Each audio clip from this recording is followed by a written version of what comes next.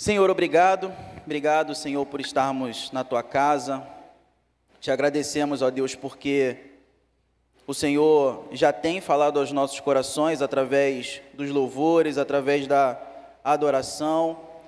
Nós queremos também, Senhor, ouvir a Tua voz através da ministração da Tua palavra. Fale conosco, queremos Te ouvir, queremos ouvir a Tua voz, queremos, ó Deus, ser encorajados, exortados, fortalecidos por Ti através da Tua santa palavra. Que o Teu Espírito Santo venha iluminar as nossas mentes, a nossa mente, o nosso coração, para que possamos receber, Senhor, a Tua palavra, ó Deus, e possamos de fato aplicá-la na nossa vida. Assim oramos a Ti, agradecidos em nome de Jesus. Amém e amém. Vamos ler a palavra do Senhor? Versículo 1 até o versículo 12, diz assim a palavra do Senhor. Pedro, apóstolo de Jesus Cristo, aos eleitos que são forasteiros da dispersão no Ponto, Galácia, Capadócia, Ásia e Bitínia, eleitos segundo a presciência de Deus Pai, em santificação do Espírito, para a obediência e a aspersão do sangue de Jesus Cristo, graça e paz vos sejam multiplicados. Bendito Deus e Pai de nosso Senhor Jesus Cristo, que segundo a sua muita misericórdia, nos regenerou para uma viva esperança, mediante a ressurreição de Jesus Cristo dentre os mortos, para uma herança incorruptível, sem mácula, imarcessível, reservada nos céus para vós outros, que sois guardados pelo poder de Deus, mediante a fé, para a salvação preparada para revelar-se no último tempo. Nisso exultais, embora no presente, por breve tempo, se necessário, sejais contristados por várias provações, para que, uma vez confirmado o valor da vossa fé, muito mais preciosa do que ouro perecível, mesmo apurado por fogo, redunde em louvor, glória e honra na revelação de Jesus Cristo, a quem, não havendo visto, há mais, no qual, não vendo agora, mas crendo, exultais com alegria indizível e cheia de glória, obtendo o fim da vossa fé, a salvação da vossa alma. Foi a respeito desta salvação que os profetas indagaram e inquiriram, os quais profetizaram acerca da graça a vós outros destinada, investigando atentamente qual a ocasião ou quais as circunstâncias oportunas indicadas pelo Espírito de Cristo que neles estava, ao dar de antemão testemunho sobre os sofrimentos referentes a Cristo e sobre as glórias que o seguiriam. A eles foi revelado que, não para si mesmos, mas para vós outros, ministravam as coisas que agora vos foram anunciadas por aqueles que pelo Espírito Santo, enviado do céu, vos pregaram o Evangelho, coisas essas que anjos anelam prescrutar. Palavra do Senhor. Eu queria começar falando sobre uma obra clássica, não do cinema, porque no cinema a gente tem um filme com o mesmo nome, mas eu me refiro a uma obra de um pai da igreja, uma obra clássica chamada Cidade de Deus. Cidade de Deus, ela é uma obra clássica escrita por ninguém mais, ninguém menos do que Agostinho de Hipona. Agostinho de Hipona, ele escreve esse livro, e é uma obra bastante influente dele, escrita no século V, durante um período bastante tumultuado dentro do Império Romano. Um período extremamente difícil, onde, apesar de já termos um cristianismo tanto quanto consolidado, ainda assim havia muita perseguição, e uma perseguição não mais tanto física, mas muitos cidadãos romanos, não crentes na época, estavam jogando na conta do cristianismo diversos problemas sociais que aconteciam naquele período dentro do Império Romano. Agostinho de Hipona escreve esse livro apontando para duas realidades, ou duas cidades, e ele chama uma dessas cidades, ou dois reinos, podemos dizer também, como a cidade de Deus, ou o reino de Deus, e a cidade dos homens, ou o reino dos homens. Enquanto a cidade de Deus, ela aponta para a comunidade dos fiéis, que busca a justiça e a verdade divina, ou aquilo que é eterno, aquilo que é perfeito, a cidade dos homens é marcada pelo amor ao poder e ao egoísmo. Agostinho aponta para essas duas realidades e vai descrever a vida na cidade de Deus por parte de quem é cristão, por parte de quem é crente, como a vida de alguém que tem uma cidadania celestial, mas que precisa lidar nessa vida com dilemas e problemas que fazem parte dessa esfera por causa do impacto da influência do pecado e da queda. Nós, digamos assim, devemos viver com vistas à nossa identidade e à nossa cidadania celestial, entendendo que nós precisamos lidar com as dinâmicas de um mundo caído, marcado pelo egoísmo, pelo amor ao poder, não pela justiça e pela verdade divina, mas marcada pela maldade e por tudo que advém do pecado. E a expressão que o apóstolo Pedro utiliza, que também o autor de Hebreus utiliza, é peregrino ou forasteiro. Peregrino, forasteiro, alguém que está de passagem, alguém que na carta aos Hebreus é identificado como uma espécie de estrangeiro também. Essa é a nossa realidade. Nós vivemos nessa experiência entre o já e o ainda não, enquanto salvos por Cristo Jesus, mas ainda não gozando plenamente dos benefícios eternos dessa salvação, nós somos e vivemos nessa condição de estrangeiros, ou como Pedro vai utilizar, peregrinos. E como é que é para Agostinho essa vida nessa tensão entre as duas cidades? Agostinho vai chamar a atenção nessa obra a respeito da moral cristã. Ele vai dizer o seguinte: nós temos convicção, temos plena consciência da nossa cidadania celestial. Nós temos a dimensão de que a cidade de Deus se consumará. Então devemos viver com vistas a isso. A moral cristã, ela parte do princípio de alguém que tem plena convicção da esperança da consumação, e deve viver enquanto forasteiro, enquanto peregrino, não como alguém que se envolve e assume outra cidadania, mas como alguém que encarna na vida, enquanto forasteiro, enquanto peregrino, enquanto estrangeiro, a identidade do céu, a identidade celestial. Inclusive, para Agostinho, o papel da igreja é extremamente importante nisso, porque a igreja, ela funciona para Agostinho como uma espécie daquilo que nós hoje entendemos como uma grande embaixada. A gente sabe que quando você, brasileiro, vai para outro país, se algo lhe acontecer, você sabe que há um pedaço do país que você está, como forasteiro, como estrangeiro, que de certa forma pertence à sua pátria de origem, que é a embaixada. É na embaixada que você vai gritar por socorro, você vai ser representado. Essa é, para Agostinho, mais ou menos a função da igreja, uma vez que nós vivemos nessa tensão entre a cidade de Deus e a cidade dos homens. Pois bem, a epístola de Pedro, ela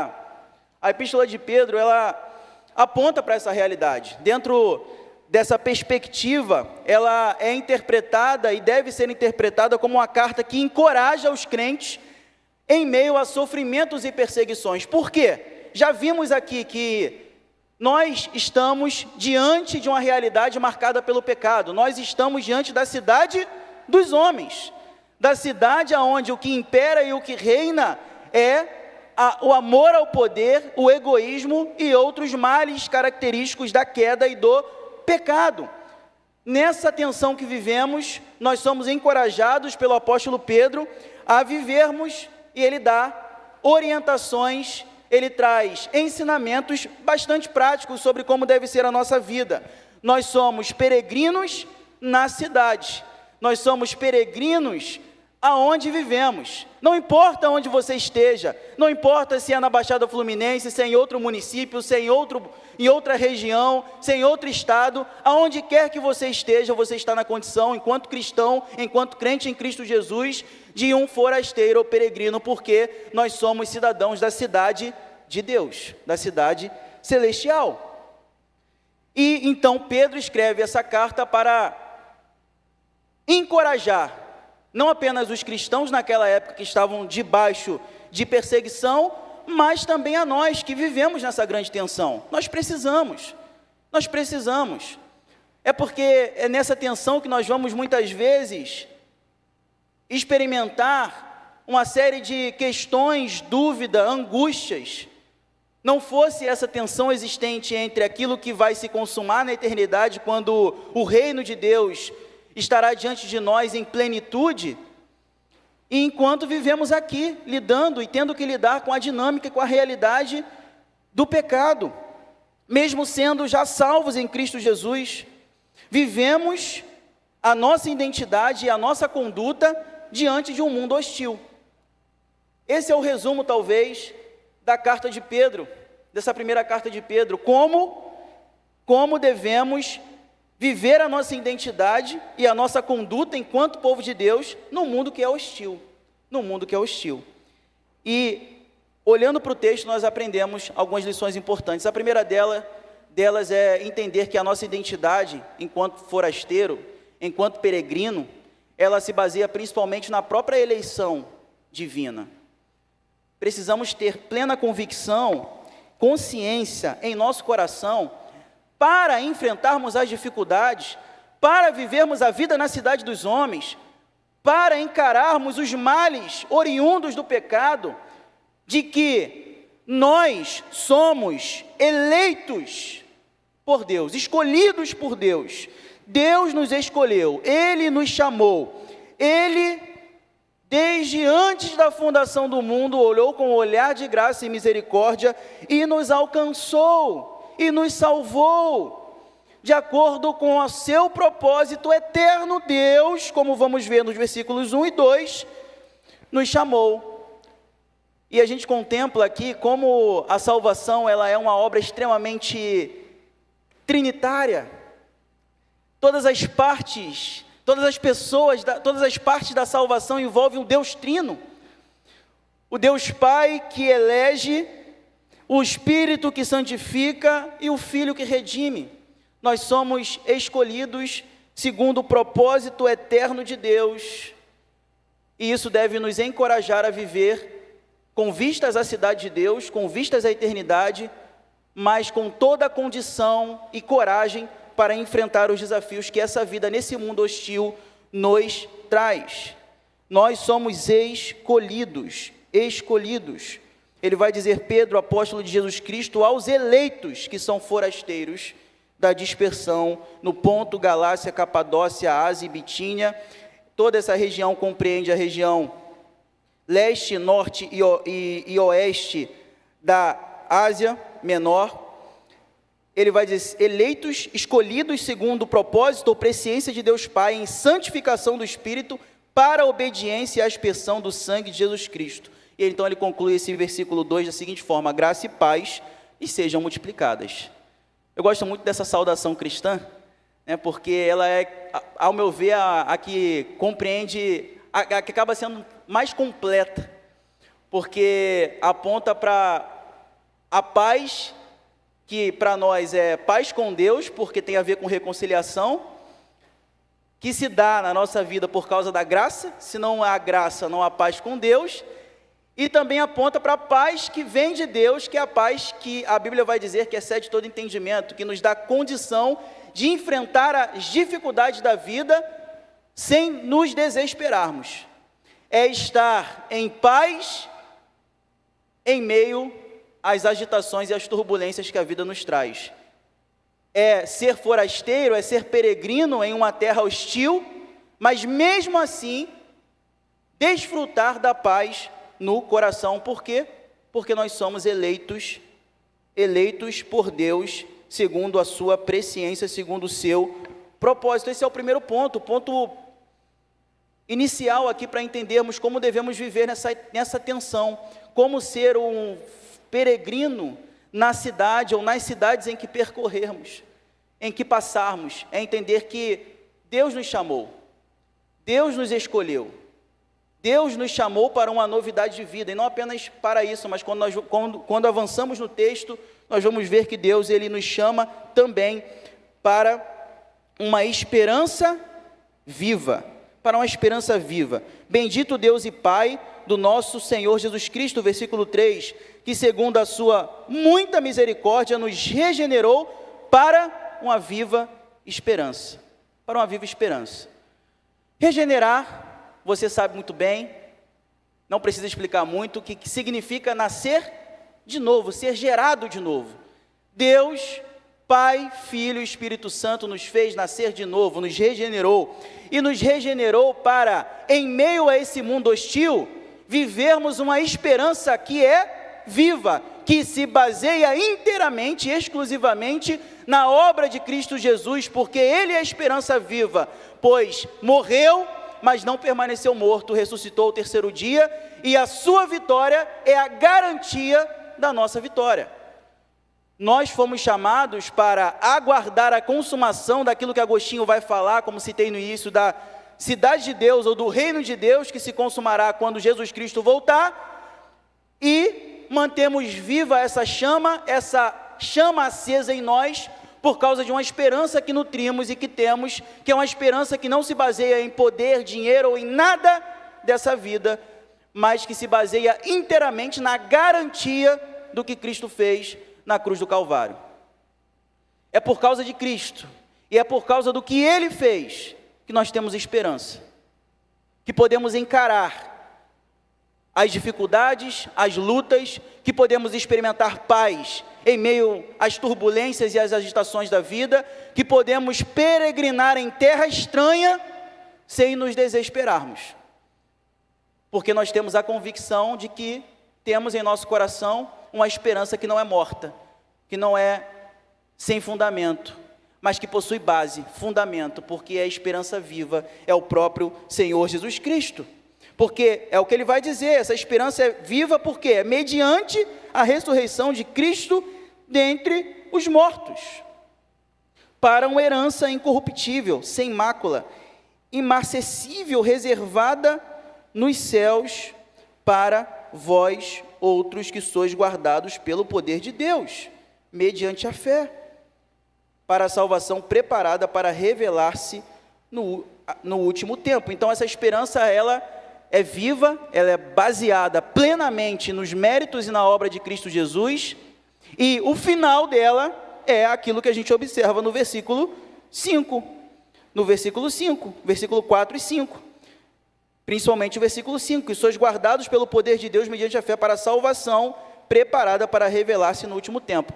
Aqui a gente observa mais uma vez essa tensão constante que a gente vive, entre o já e o ainda não, porque a Bíblia afirma constantemente que nós já somos salvos em Cristo Jesus, e também afirma muitas vezes que essa salvação se revelará a nós no último dia. Então, peraí, a gente está salvo ou a gente ainda vai ser salvo? Né? A gente está salvo e a gente ainda vai ser salvo. Por quê? Porque a gente já foi salvo, a garantia é Cristo e o que Ele fez. Nós já temos essa certeza e essa convicção. Nós ainda não gozamos e desfrutamos da plenitude dessa salvação, porque ainda estamos vivendo essa realidade do mundo caído, hostil a Deus e a sua vontade, hostil a nós que servimos a Deus, mas nós vivemos nessa esperança viva da consumação de tudo aquilo que Cristo garantiu na cruz. A gente já tem essa herança. Eu costumo usar justamente o termo que Pedro utiliza aqui, herança. Porque o herdeiro, ele sabe que vai herdar. Mas se o meu pai é muito rico, mas está vivo ainda, eu como herdeiro, ainda não sou rico totalmente. Eu sei que eu vou herdar. Aquilo já está garantido. Mas o meu pai, quando partir, vai deixar um documento e eu vou receber aquilo que foi deixado como herança para mim. É mais ou menos o termo, o conceito do já e do ainda não. Nós já somos herdeiros, mas um dia vamos gozar plenamente da nossa herança incorruptível, quando Jesus Cristo voltar. Nós já temos garantia, essa herança é nossa, é nossa. A gente tem que viver o hoje com vistas a isso, sabendo que aquilo que Cristo garantiu não nos será tirado, mas nós ainda não desfrutamos plenamente de tudo aquilo que Jesus Cristo garantiu e conquistou para nós. Isso se dará quando a cidade de Deus, digamos assim, descer, quando o reino de Deus plenamente se manifestar com a volta de Cristo Jesus, e Ele então se reunir o seu povo para uma vida eterna, já sem dor, sem influência do pecado, sem egoísmo, sem amor ao poder, sem qualquer coisa que caracterize aquilo que vimos no início, na introdução, que caracteriza a cidade dos homens. E mais, o versículo 6 vai dizer o seguinte: olha, nisso exultais, louvai, embora no presente, por breve tempo, se necessário, sejais contristado por várias provações. Uma coisa que precisamos entender é o seguinte, uma maneira didática, prática, para entendermos como deve ser a nossa vida enquanto peregrino aqui, e como lidar com os sofrimentos e dificuldades, é entender que esses sofrimentos, eles muitas vezes são necessários para o nosso crescimento, para o nosso amadurecimento, para o nosso fortalecimento, para provar e aprovar a nossa fé, demonstrando ser uma fé genuína, uma fé sincera, uma fé não fingida, uma fé verdadeira, que é o que vai dizer no versículo 7, para que, uma vez confirmado o valor da vossa fé, que é muito mais preciosa do que ouro perecível, mesmo apurado por fogo, redunde em louvor, glória e honra na revelação de Jesus Cristo. Olha que interessante. Eu gosto muito de filmes, eu gosto bastante de filmes que falam um pouco sobre cenários apocalípticos. Eu gosto. Seja apocalipse zumbi, seja desastre nuclear, eu gosto bastante. Filmes e séries. E eu fico vendo, né, que quando você assiste um filme desse, geralmente, no primeiro momento, as pessoas, sem entender muito o que está acontecendo, elas tentam acumular dinheiro, acumular água, acumular comida, enfim, e depois elas vão vendo que, na verdade, nada disso vai resolver, nada disso vai solucionar o problema, né? E aí, alguns filmes, algumas séries destacam muito bem isso, né? Mostrando o pessoal queimando dinheiro para poder se aquecer. A gente precisa entender o seguinte, que diante desse mundo caído, diante desse mundo mal, que nós vivemos enquanto peregrinos, nada que é material, nada que é valorizado pelos seres humanos, pelo mundo, por quem está mergulhado nesse sistema caído que se opõe a Deus e ao seu povo, nós, seu povo, nada disso tem valor diante das provações, diante das circunstâncias, diante das dificuldades.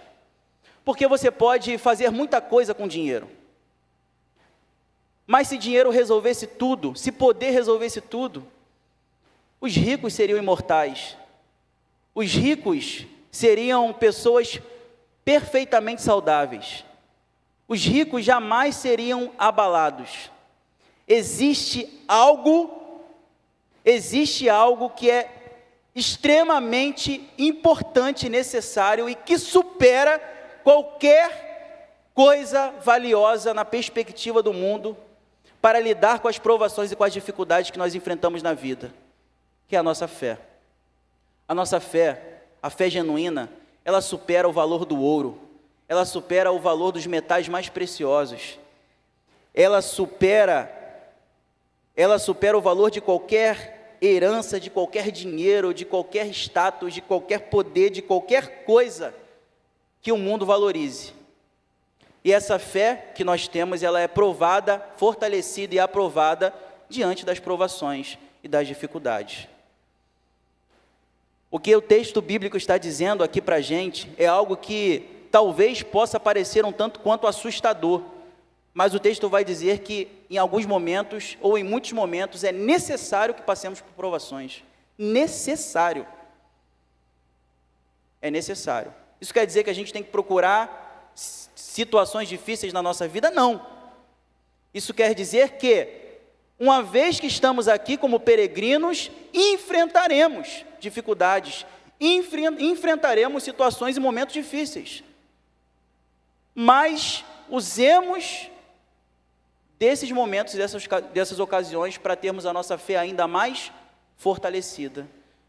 É entender que as provações e as dificuldades fortalecem a nossa fé, fortalecem a nossa caminhada e nos ajuda a aguardar, com a fé mais robusta e fortalecida, a manifestação do reino de Deus, aguardar a consumação dos séculos, a volta de Cristo Jesus, com a esperança e com a fé mais fundamentada e firme.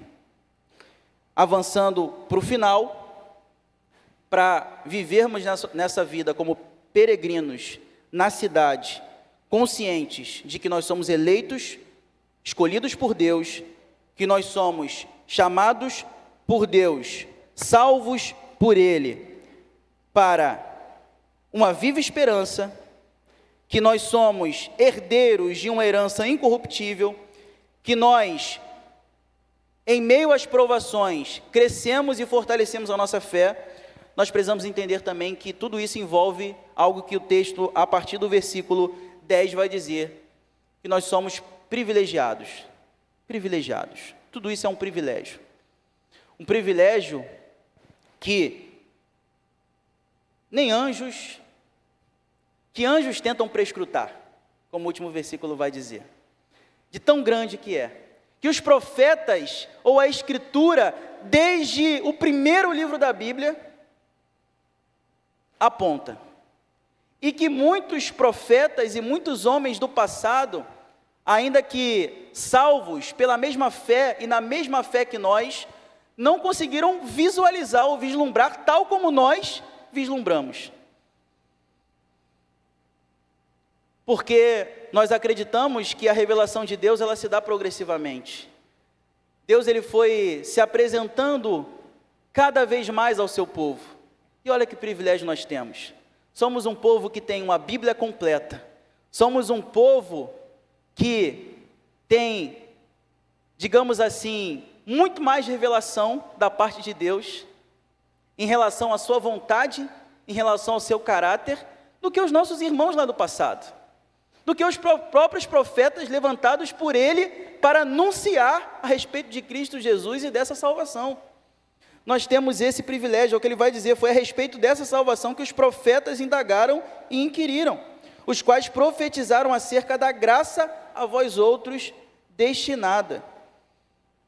Desde o início, desde o primeiro livro da Bíblia, quando, após a queda, Deus anuncia de que o descendente da mulher, ele derrotaria o descendente da serpente, ou a serpente, passando por todos os escritos, por todos os salmos, por todos os profetas, toda essa revelação já chegou prontinha diante de nós. Nós temos esse privilégio, nós somos privilegiados. Isso deve nos encorajar, isso deve nos fortalecer para vivermos conscientes da nossa cidadania, que é uma cidadania celestial. Nós somos cidadãos da cidade de Deus, do reino de Deus. Isso deve nos encorajar para vivermos nessa dinâmica, nessa tensão, nessa realidade, aonde quer que estejamos, na cidade aonde Deus nos colocou.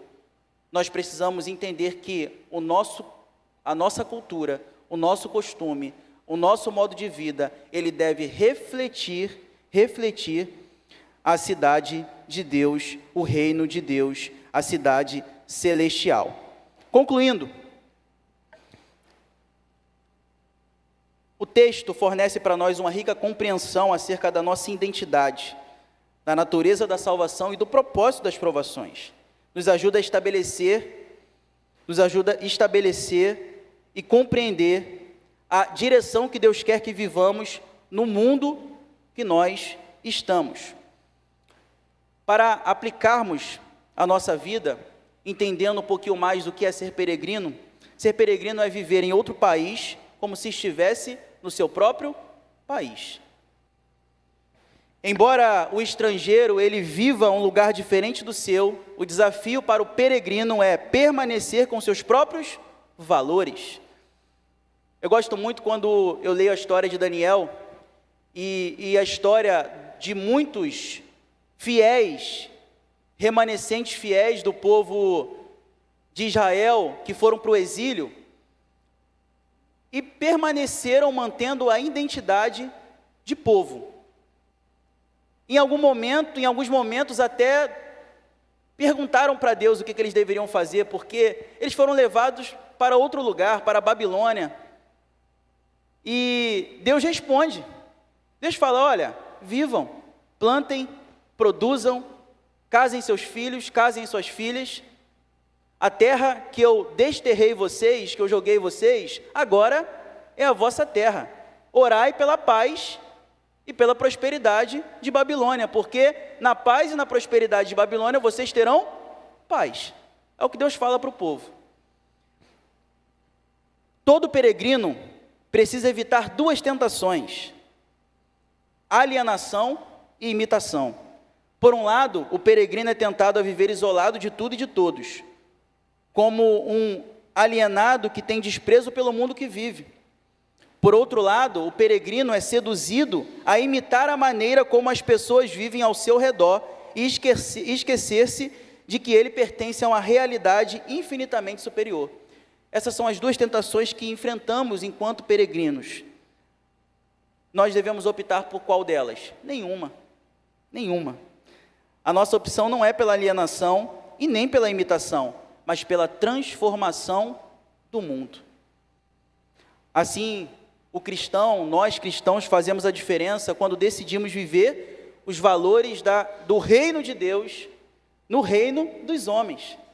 Quando imprimimos em nossa vida a identidade do reino dos céus. Quando nós não nos conformamos com o esquema do nosso tempo, quando não nos conformamos com o espírito deste século, mas trabalhamos para transformar a nossa realidade, a realidade à nossa volta. Ser peregrino, por fim, é viver à espera do nosso novo mundo, enquanto ainda estamos nesse. A gente aguarda, porque a nossa esperança é viva. Enquanto aguardamos, nós não cruzamos o braço, nós colocamos a mão na massa, nós trabalhamos. Por quê? Somos escolhidos por Deus, eleitos, chamados para uma viva esperança, a esperança na vida eterna, na herança incorruptível. E as provações devem ser utilizadas para o fortalecimento da nossa própria fé. Dentro dessa tensão entre esses dois mundos, compreendendo os privilégios que temos enquanto cidadãos dos céus, nós devemos trabalhar para, além de confrontar os valores equivocados desse mundo caído, imprimir nesse mundo os valores do reino de Deus. Esse é o nosso papel. É apresentar ao mundo faíscas, centelhas, daquilo que será contemplado na eternidade, quando Jesus Cristo consumar a sua obra. Assim deve ser o nosso viver, assim deve ser a nossa vida. Que Deus assim nos abençoe, em nome de Jesus, e que possamos, durante esse mês, nos aprofundar, crescer em conhecimento, graça, em maturidade, aprendendo aquilo que Deus, por meio desta carta, quer nos ensinar. Vamos